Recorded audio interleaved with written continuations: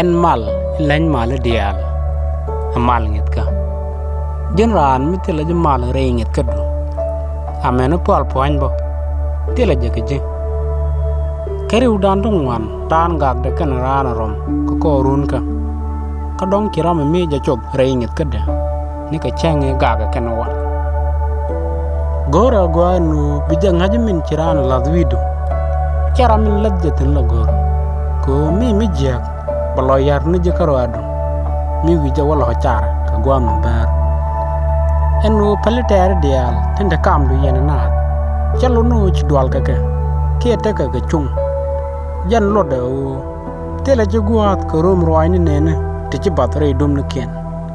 ko kane dial tin larom tere ka ngit ken ka gwam bar kane te ci dup ken bai hay te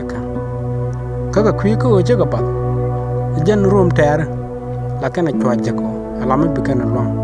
dungno che kana ngach wuji teren ka pet waden ta karum ter en rom du ke ter ke roini de alten jak tin lat ka kwido tela mo go am balat ke je babam ne jire dobdu min go antitin tabata loy du chuyar ka ngin ni jenu tain te chak tanat en wi monma o che kana go rubi ke jinen te loy telo amed min to ki randa kerem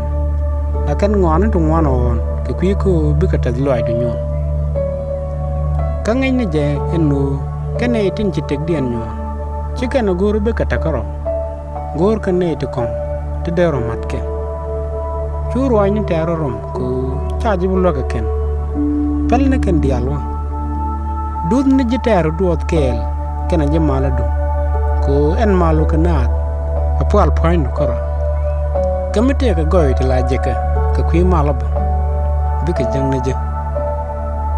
tene ka mal kanat